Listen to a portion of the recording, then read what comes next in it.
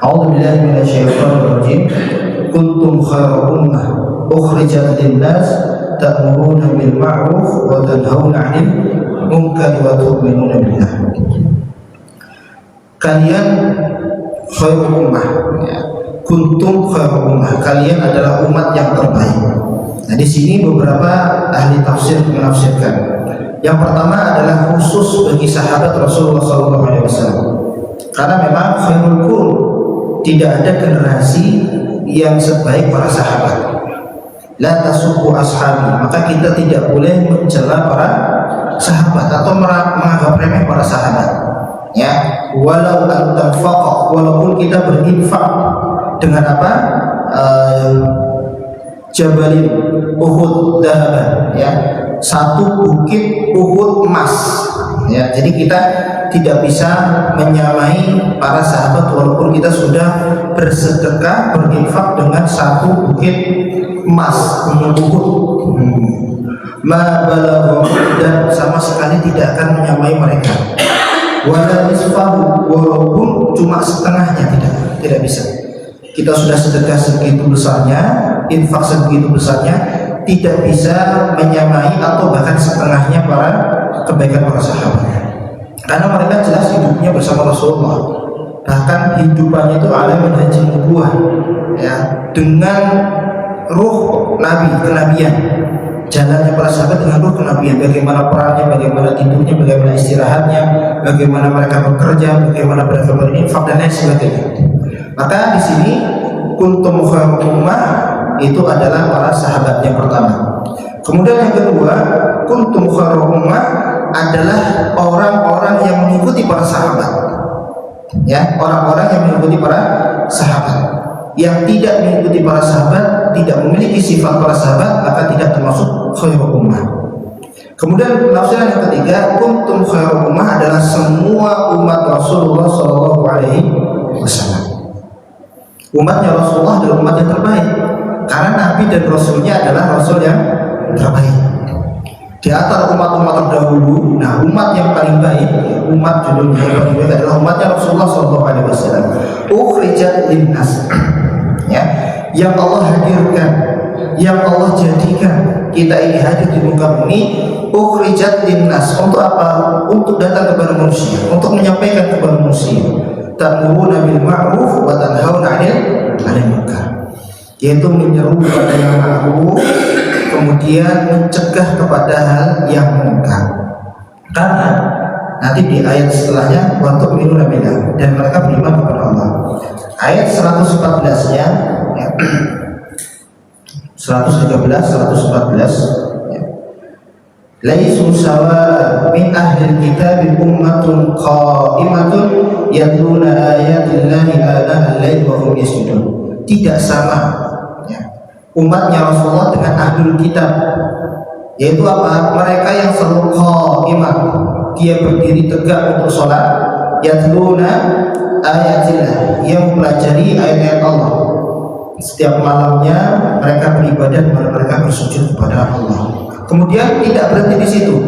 Yu'minuna billah, mereka beriman kepada Allah, karena harusnya umatnya Rasulullah. Wal yaumil akhir, beriman kepada Allah dan hari akhir. Wa ya'muruna bil ma'ruf wa yanhauna 'anil munkar wa yusari'una fil khairat. Mereka menyeru kepada hal yang baik dan mencegah pada hal yang munkar, dan mereka selalu bersegera. Wa yusari'una fil khairat, bersegera dalam amal soleh, kebaikan. Jadi kebaikan itu tidak bisa jadi baik kalau tidak ada dua hal: bersegera, ya, dan sungguh-sungguh. Nah, ya, jadi kalau kita tahu ada sesuatu yang baik kok tidak bersegera, itu kurang baik. Ya, kebaikannya berkurang. Tetapi kalau ada kebaikan, fastabiqul khairat, berlomba-lomba. Kalau yang di sini wa yusari'una fil khairat, berlomba-lomba. Wa ulaika minas shalihin, dan mereka adalah orang-orang yang saleh. Bahkan ketika kita lihat surat Luqmanul Hakim berwasiat kepada anaknya, dari yang pertama la tusyrik billah, tauhid, ya. Terus kemudian berbakti kepada orang tua. Kemudian apa yang diperintahkan lagi di bawahnya ini? Ya bunayya aqimis shalah, ya, wahai anakku, ya bunayya. Ini panggilan yang yang lembut ya bunayya. Kalau ayah dipanggil ya abadi, ya abadi. Ya, kalau ke anak ya bunayya la tusyrik billah. Nah, kemudian yang bawahnya itu adalah ya bunayya aqimis shalah. Wahai anakku, dirikan sholat. Kalau cuma sholat saja, ya itu cukup, tidak ada yang mengganggu. Tetapi apa? Lihat setelah dirikanlah sholat. Ya bunayya aqimis sholat wa'mur bil ma'ruf wanha 'anil munkar wasbir 'ala ma asabak. Jadi ketika anak ini sudah bisa sholat dan amalan-amalan pribadi lainnya, ngaji, bisa nuntut ilmu, bisa sedekah, bisa puasa, amalan yang inferior pribadi, maka diperintahkan untuk wa'mur bil ma'ruf wa nahy anil munkar, yaitu memerintahkan untuk ayo ngajak orang pada kebaikan dan kemudian mencegah orang untuk berbuat buruk, mungkar. Mungkar itu adalah sesuatu yang sudah diingkari kelihatan. Jadi inna sholata tanha 'anil fahsya'i wal munkar. Salat itu mencegah dari fahsya dan munkar. Bedanya fahsya itu dari diri, nafsu, zina, ingin berzina, kemaksiatan. Nah, itu fahsya. Kalau kemungkaran itu kelihatan, mencuri, membunuh, nah itu, minum khamr, nah itu.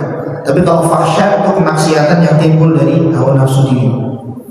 Maka tanha 'anil munkar wasbir 'ala ma asabak. Setelah perintah sholat, perintah amar ma'ruf dan nahi munkar, yang ketiga suruh bersabar. Karena nanti bersabar selalu mengikuti ayat-ayat tentang dakwah. Kalau semisalnya kalau Bapak sholat sendiri saja, sholat sendiri, terus puasa sendiri, sedekah sendiri saja, itu belum ada gangguan. Tapi kalau sudah mulai, ayo sholat itu, dari situ sudah mulai ada ujian. Ayo infak yuk, itu sudah mulai ada ujian.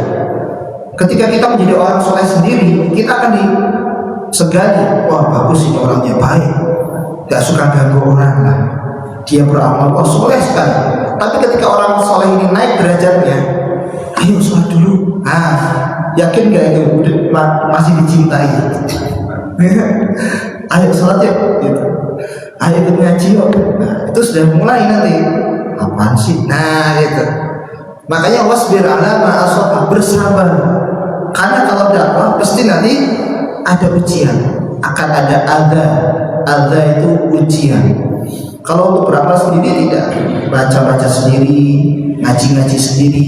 Tetapi kalau membacakan Al-Quran untuk manusia, seperti yang dalam surat Al-Isra, wa Qur'anan faraqnahu litaqra'ahu 'alan nas. Al-Quran sengaja Allah pisah-pisahkan, wa Qur'anan faraqnahu artinya fassalnahu, yaitu sepotong, tidak langsung satu Al-Quran. Fungsinya apa? Litaqra'ahu 'alan nas. Fungsinya untuk dibacakan kepada manusia.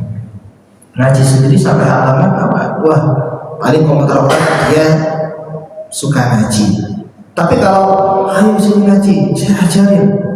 Apaan sih? Nah, yang mulai di situ, karena memang dakwah di situ kewajiban semua orang. Saya bacakan ayatnya. Ya ayyuhar rasul balligh ma unzila ilaika min rabbik fa in lam taf'al fama ballaghta risalatah. Wahai Rasul, perintahnya langsung dari Allah kepada Rasulullah SAW, dan ini berlaku kepada umatnya. Balligh, sampaikan. Maka sifat Rasulullah tabligh. Tabligh itu dari kata ballagha yuballighu tablighan, tablighatan, tablaghan, tiblaghan, muballaghan, fahuwa muballighun. Muballigh berarti yang menyampaikan, muballigh. Balligh, sampaikanlah, la tuballigh, jangan sampaikan. Jadi ya Rasul balligh, sampaikan, ma unzila ilaika min rabbik, sampaikan apa yang telah turun dari Rabb kepadamu, dari Allah kepadamu. Fa in lam taf'al fama ballaghta risalatah. Kalau engkau tidak menyampaikan, berarti engkau tidak menjalankan apa yang telah diperintahkan. Nah itu, jadi dakwah ini setiap individu memiliki kewajiban atasnya. Maka kalau kita lihat surat yang pendek dalam Al-Quran itu kan 3 ayat. Sedangkan 3 ayat ini ada 3 surat. Ya, apa saja? An-Nasr, Al-Kautsar, Al-Asr. Nah, An-Nasr, Al-Kautsar, Al-Asr, atau Al-Asr, Al-Kautsar, An-Nasr.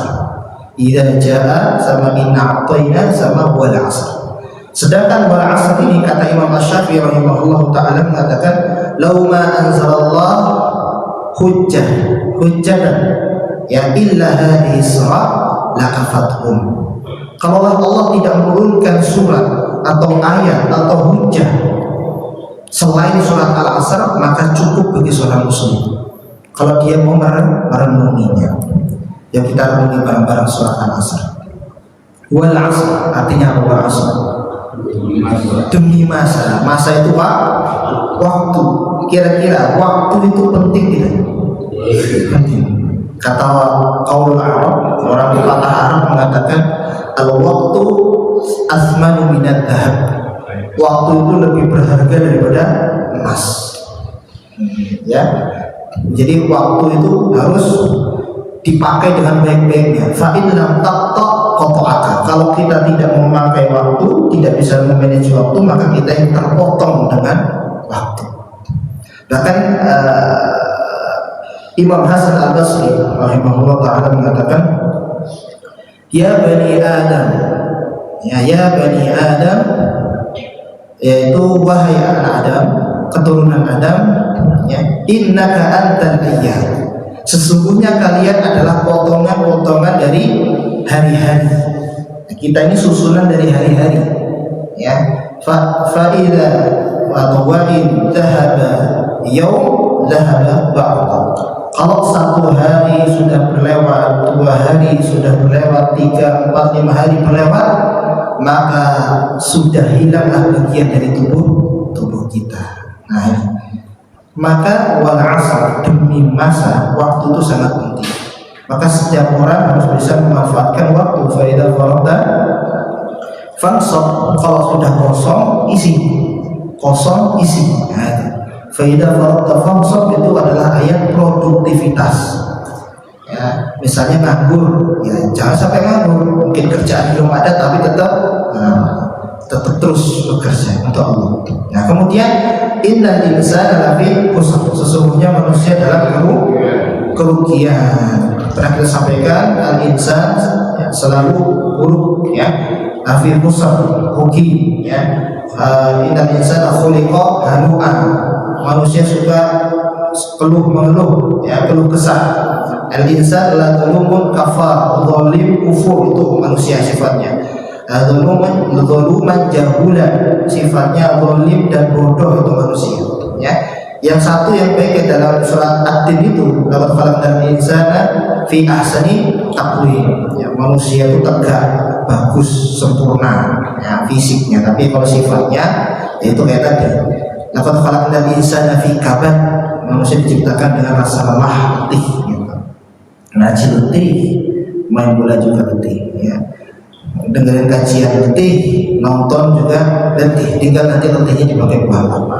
Nah, innal insana qaturo itu terburu-buru, sering tergesa-gesa manusia itu sifatnya kalau di dalam Al-Quran. Nah, kalau dalam surat ini lafi khusr, di dalam kerugian, illa kecuali amanu, beriman dengan ilmu.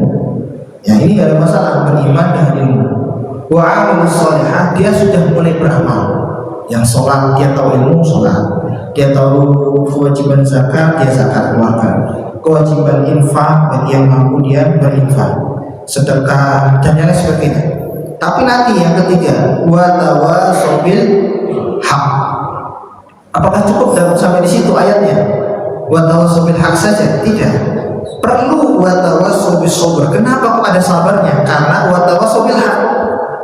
Karena kalau cuma wa amilus sholihat tidak perlu sabar. Sholat, dia sholat sendiri, tapi wa tawasau bil haq, ayo sholat. Nah, mulailah. Ya, mulailah. aku ngajakin sholat, nanti aja dah, gitu. Ya, mulai. Nah itu. Ya, wa tawassaw bil haq ini penafsiran para ulama 3. Yang pertama, wa tawassaw bil haq, hak adalah kebenaran, seperti artinya al-haq kebenaran. Yang kedua, wa tawassaw bil haq adalah dakwah ila Allah, yaitu taat kepada Allah. Kemudian wa tawassaw bil haq yang ketiga, hak di situ adalah Al-Qur'anul Karim. Ayo, ya. Karena ahsanut turuq, ya, aqrabut turuq, itu paling cepat, cara paling cepat untuk kita dekat sama Allah itu dengan Al-Quran. Nah itu para ulama sepakat, dan itu dikatakan oleh Utsman bin Affan. Cara bagaimana kita afdhalut turuq, ya, untuk mendekat kepada Allah ya dengan Quran ini, ya. Karena apa, kita di situ bergelimang, berbaur dengan Allah melalui kalam yang suci ini. Kita berkomunikasi dengan Allah. Nah, wa tawassaw bil haq baru ada wa tawassaw bis sabr. Karena saling menasihati dalam kebaikan, kebenaran, dalam ketaatan, pasti nanti akan ada goncangan, akan ada gangguan. Wa tawassaw bis sabr. Nah, disitulah penting saling mengingatkan dalam kesabaran. Ya, mungkin gangguan itu belum datang kalau masih amalan-amalan pribadi. Maka di dalam surat At-Taubah juga, ya, yang tadi kita baca, ya, rakaat kedua, ada ibu, dan ini cirinya orang yang beriman, orang yang membeli surga dengan harta dan jiwanya. Kemudian ayat selanjutnya yaitu ada ibu abidun, orang yang bertobat, seorang hamba yang menghambakan dirinya kepada Allah. Hamidun, orang yang hamidun, memuji Allah Subhanahu wa taala, yang berzikir kepada Allah. Saihun, as-saihun itu as-shaimun. As-saihun bermakna as-shaimun itu orang-orang yang berpuasa, ya. As-saihun al-amiruna bil ma'ruf wa nahuna 'anil munkar. As-sajiduna raqi'una, habis sujud dia sujud, habis sujud kemudian rukuk, ya. Al-amiruna bil ma'ruf wa nahuna 'anil munkar wal hafizuna li hududillah.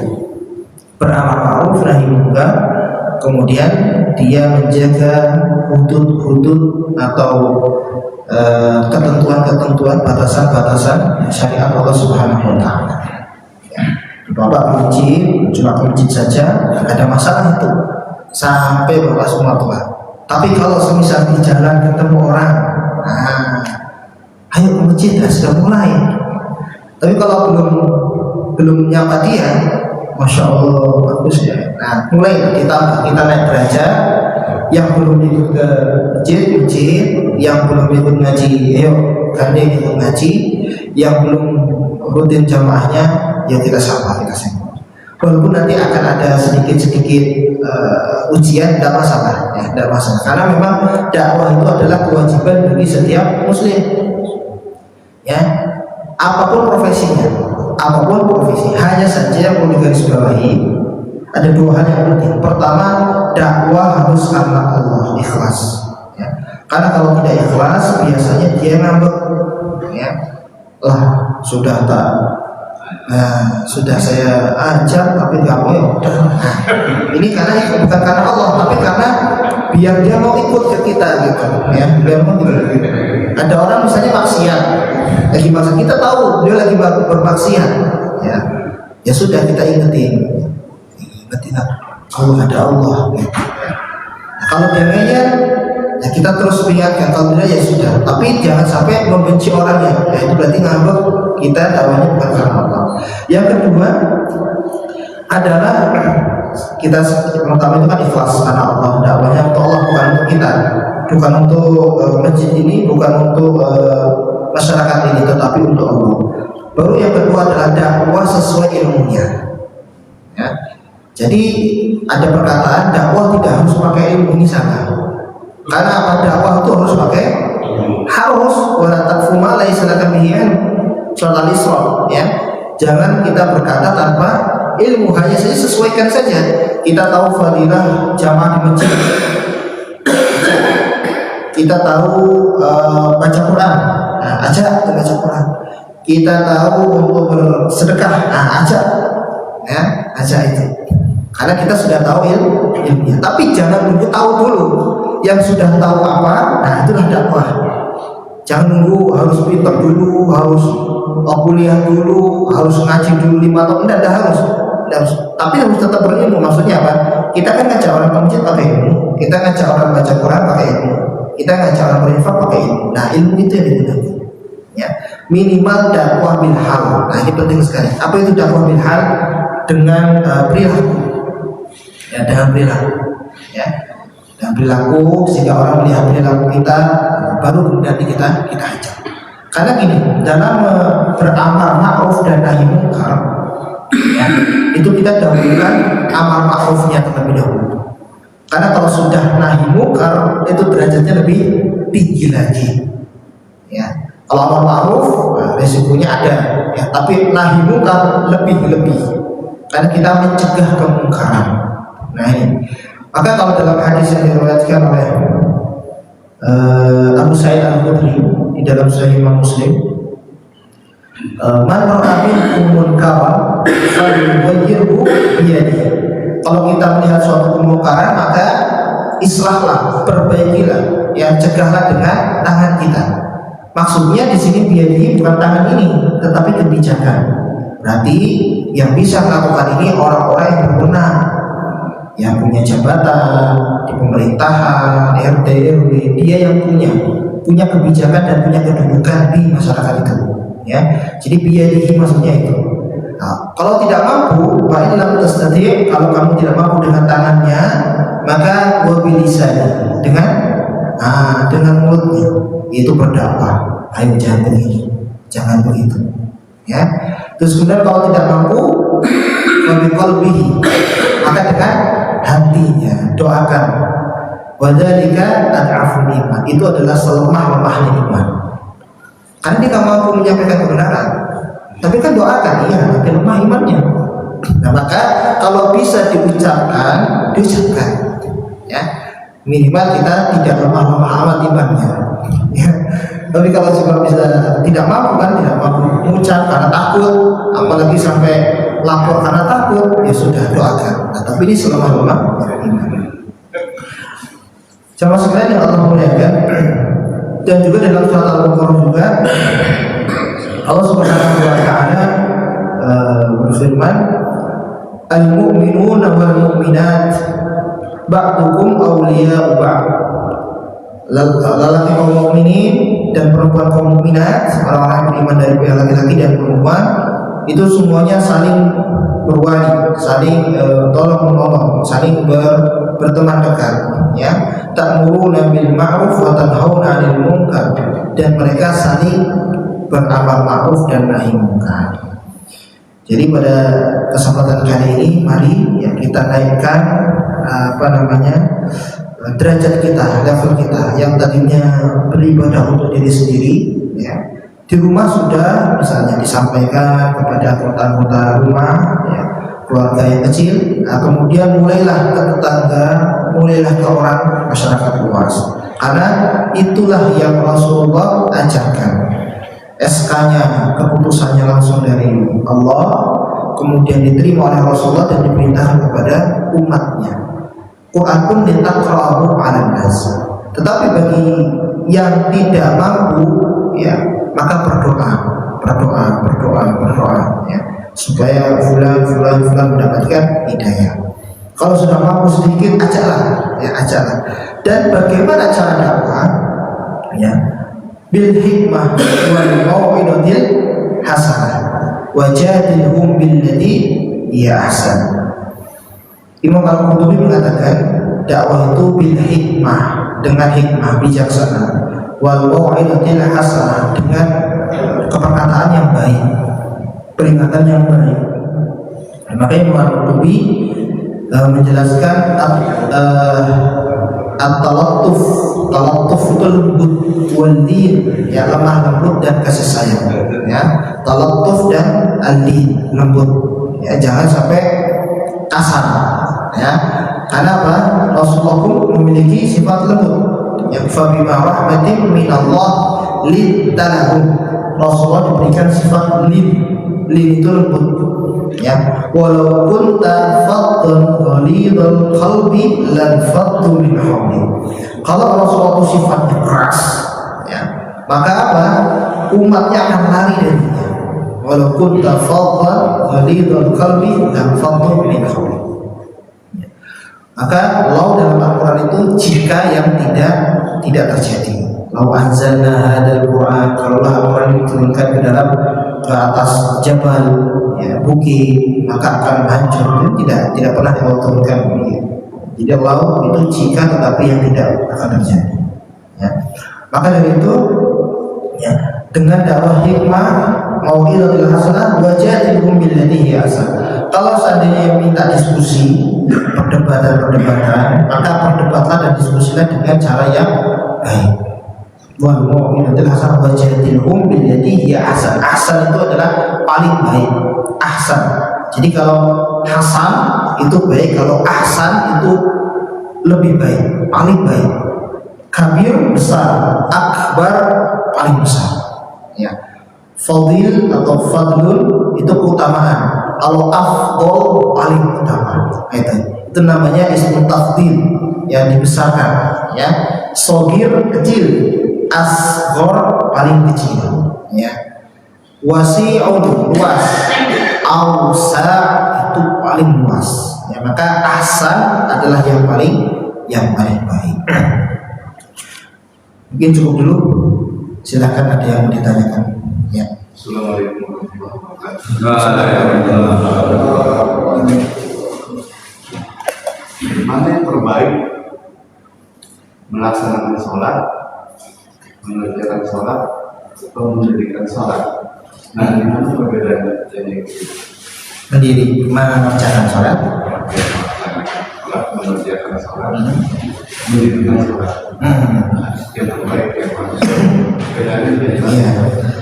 Kalau itu saja. Kalau melaksanakan dan mengerjakan itu sebetulnya satu kata kerja, itu fa'ala yaf'alu, artinya mengerjakan dan melaksanakan, ya, mengerjakan dan melaksanakan.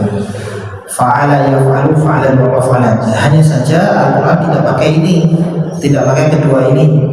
Kalau untuk urusan sholat, Al-Quran memakai qama yakum, artinya didirikan, tegakkan. Maka koma itu tegak, ya, koma yakum, tegak berdiri. Nah, sholat itu harus ditegakkan. Maka untuk urusan sholat, ya, itu waktunya jelas, ya, syariatnya jelas, jumlahnya jelas, kekhusyuannya juga harus jelas, bacaannya jelas. Bahkan orang yang sudah tertinggal misalnya tadi sholat subuh, ya, sudah tertinggal bangun zuhur, ya sudah mau sholat, tapi gimana? Berarti kita sholat di luar waktu sholat. Terus gimana? Nah, tapi Rasulullah pernah mengqadha sholat. Maka qadha itu dasarnya tidak ada, tapi karena Rasulullah melaksanakan jadi ada. Tetapi hanya sholat-sholat yang ingat saja, tidak yang 7 tahun yang lalu, 2 tahun yang lalu, tidak. Nah, bagaimana menutupi yang pernah tertinggal itu? Banyak sholat sunnah. Berbanyak sholat sunnah. Maka sholat itu saking tertibnya, inna sholata kanat 'alal mu'minina kitaban mauquta, bukan mau kita, tapi mauquta. Kalau mau kita salah bacanya ya mau kita, ya. Mauquta itu adalah waktunya sudah diukur, ditertibkan, ditentukan. Kita itu ditentukan mauquta. Jadi tetap dirikan sholat. Karena bagaimana asbidil wudu, sempurnakan wudu itu kan bagian dari sholat, ya. Untuk awal bagian dari sholat, kita ditegakkan sholat. Dan kita diperintahkan menegakkan sholat hanya 5 kali sehari, ya. Dan yang selebihnya kalau nggak sholat nggak pernah, ya. Misalnya ada sholat fajar, nggak sholat duha, nggak apa-apa. Yang penting yang 5 waktu ini. Karena di situ nanti ada makosid, ada soyidi syaitan, jerat-jerat syaitan di dalam kitab Ighatsatul Lahfan karangan Imam Ibnu Qayyim Az-Zawjiyah. Itu jerat-jerat syaitan itu ada 8. Dari yang awalnya bagaimana syaitan menyuruh kita kekafiran, terus yang kedua nanti syaitan menyuruh pada hal-hal yang melanggar dosa-dosa besar. Pokoknya nanti yang terakhir, ya. yang terakhir jerat setan itu adalah menjadikan manusia lebih mementingkan amalan yang sunnah dan meninggalkan amalan yang wajib. Itu yang kedelapan. Ya, jadi ini sunnah ini, tapi dia lupa wajibnya kok lewat kayak gitu. Nah ini yang kedelapan. Ya, kalau yang ketujuh, ada delapan. Yang ketujuh ini setan membisikkan kita agar kita lebih suka sama hal yang sia-sia, yang melalaikan dibanding yang bermanfaat. Contoh, ada waktu kosong, itu ada Al-Quran, ada novel.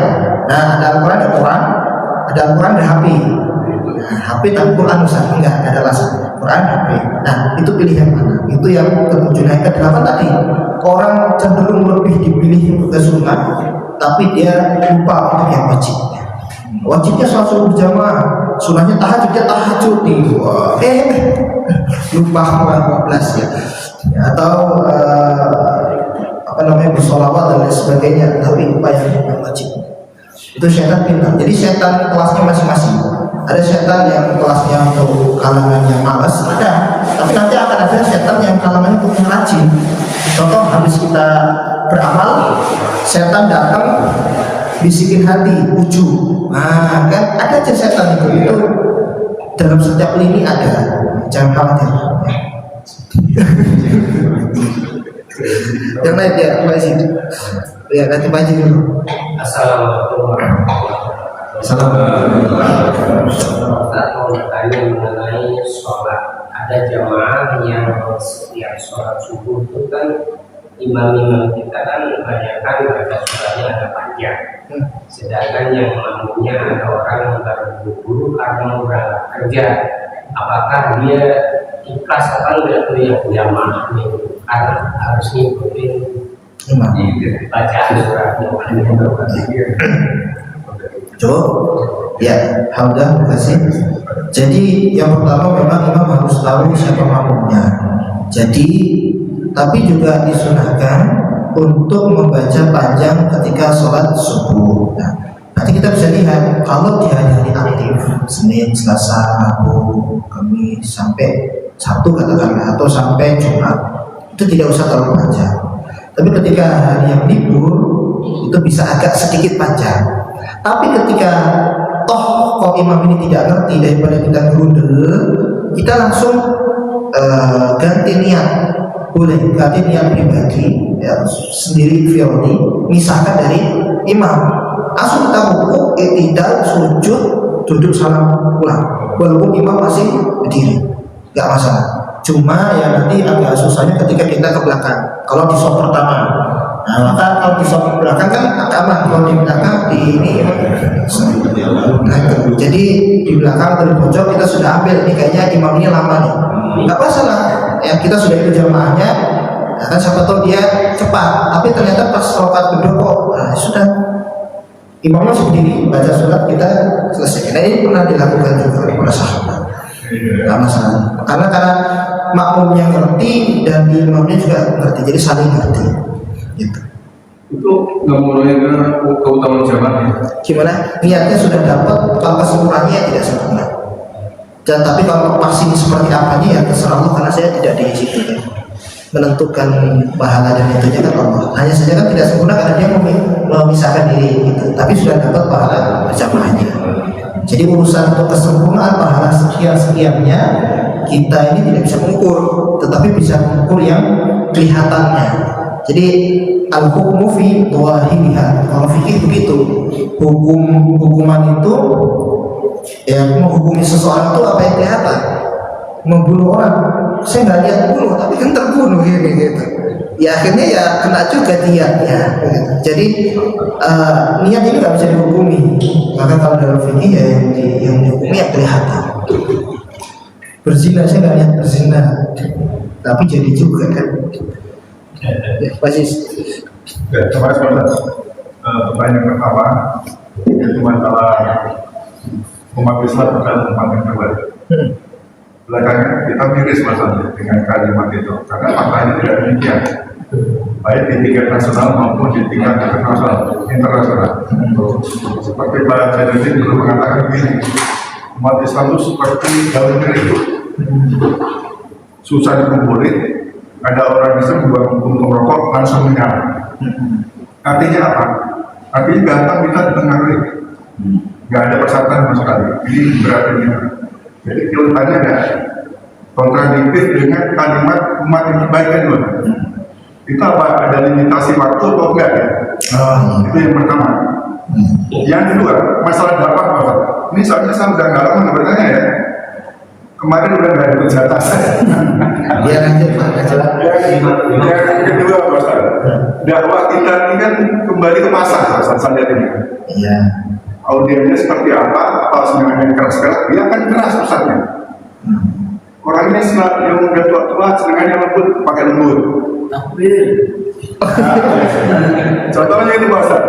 Nah tadi kalau dikaitkan dengan apa yang disampaikan Bapak kan pilih yang sabar, kan gitu bahasa. Gimana penjelasan bahasa? Makasih Pak.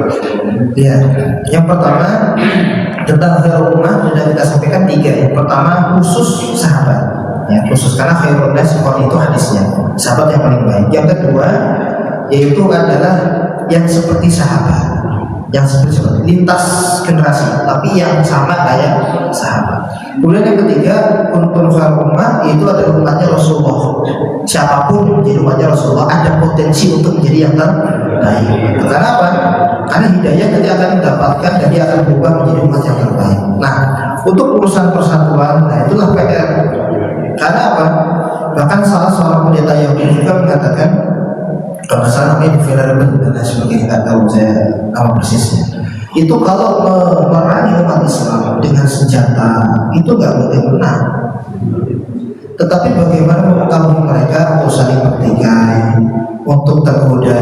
Ya ibaratnya mereka kaum muslimin kalau suruh makan babi nggak akan mau. Tapi kalau makan campuran babi, nah itu. Kalau disuruh berjudi langsung berjudi tidak akan mau. Tetapi kalau dibalut atau diselimuti dengan yang kan gitu berbeda. Ya.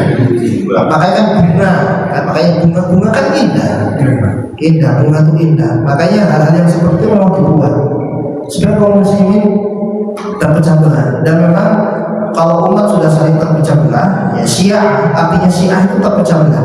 Apa itu Syiah? Bahasa Arab Syiah Indonesia-nya kelompok-kelompok. Syiah itu kelompok-kelompok. Lawannya Sunni berarti yang mengikuti sunnah Rasulullah, mengikuti sunnah dalam berakidah. Di Syiah itu kelompok-kelompok, Sunni itu satu kesatuan. Waja'ala ahlaha Syiah, itu karakter Fir'aun dalam memimpin itu dibuat pecah-pecah. Ya, bukan di dalam kepemimpinan Fir'aun tidak makmur, bukan di dalam kepemimpinan Fir'aun itu melarat dan susah, tidak. Mereka makmur. Ya, hanya saja mereka itu berantem sendiri-sendiri. Fir'aun itu bisa buat begitu.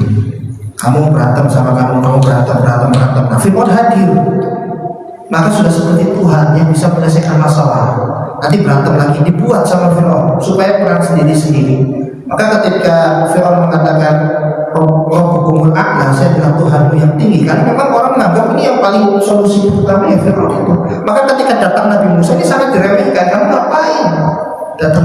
Dan memang sudah penyelesaiannya kan Fir'aun gitu. Ya, jadi ini memang kelemahannya kaum muslimin. Sedangkan ayat untuk bersatu, ya, ayat tentang bersatu adalah wa'tasimu bihablillahi jami'a wa la tafarraqu. Bersatulah dengan hablullah, dengan agama Allah, janganlah kalian berpecah belah. Hanya saja tadi ego, kepentingan dan lain sebagainya menjadikan terpisah-pisah. Pokoknya kalau tujuannya bukan karena Allah, sudah pasti terpisah. Kalau tujuannya bukan karena Allah, apapun kelompok dan golongannya, kalau tujuannya bukan karena Allah, pasti. Bahkan satu kelompok sendiri bisa pecah. Satu kelompok sendiri, satu rahim aja bisa pecah. Kalau bukan karena Allah. Maka dari yang kelompok kecil itu keluarga namanya sampai besar ini atau negara itu dilihat dari bagaimana dia kepada Allahnya. Kalau kepada Allah dia untuk Allah, ya insya Allah akan di junubun mujannadah. Satu ruh akan digabungkan dengan ruh yang lain, kan itu dari junubun mujannadah itu kecocokan. Ya. Saya di sini mungkin bawa cocok, kalau yang nggak cocok sama saya kan nggak mungkin di sini, gitu. Jadi manusia akan saling cocok-cocokan gitu. Nah kalau kepada Allah nanti akan dikumpulkan. Kalau kepentingan sama dunia ya nanti yang dekat-dekatnya ya orang yang penting dengan dunia itu. Orang yang aman, santai di bermaksiat, nanti akan Allah dekatkan orang-orang yang suka bermaksiat kepadanya. Gitu. Maka pasti akan terkelompok-kelompok itu. Sama seperti di dalam akhirat juga terkelompok-kelompok kan. Fashabul yamin ma ashabul yamin, fashabul shimal ma ashabul shimal. Jadi ada kanan, ada kiri gitu. Wasabiqun as-sabiqun, dan orang-orang yang kemudian yang kedua itu tentang dakwah. Ya dakwah itu dengan lembut, dengan kasih sayang, ya, bukan dengan kekerasan.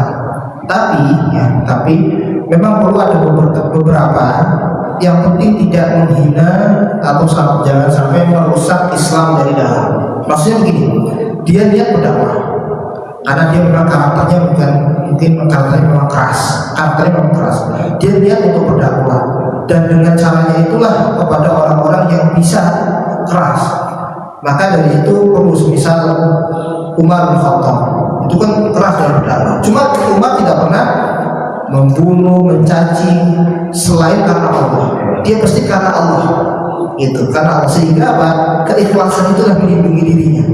Jadi misalkan karakter satu, berdakwah satu lembut terus, ya. Yang satu ini lembut susah gitu. Tapi kalau keikhlas, itu akan menjaga dirinya. Oh, walaupun dia keras begitu, tapi dia itu baik sebenarnya. Jadi Allah akan jaga dengan keikhlasannya itu. Tetapi kalau tidak ikhlas, dia ingin dipandang, ingin nanti akan rusak sendiri. Jangankan yang keras, yang nggak ikhlas, yang lembut juga bisa rusak. Wah, dia sok lembut lah, gitu. Makhluk halus misalnya. Ya, sok halus ya, makhluk halus ini. Jadi keikhlasan itu yang menjaga seorang dai. Tetap harus dengan santun. Kalau ditolak ya sudah, tidak masalah. Nanti merasakan dakwah, Aziz ya. Yang kita datang orangnya pergi. Kita jalan ke sana, ada orang itu datang ke sini. Jadi saya ke sana, ada orang ke sini. Karena kita agak cepat jalannya, dia kabur ke sini. Itu saya pernah rasakan. Saya lewat, nutup pintu, waduh ini. Ya itu belum lagi nanti diusir dan sebagainya, itu memang ya dirasakan oleh kawan-kawan di jamaah. Maksudnya apa? Itu untuk menguji keimanan kita sebetulnya. Ini karena Allah bukan. Nah sebelum level itu, nah di sini aja, ya mau ngaji. Nah, yang lain,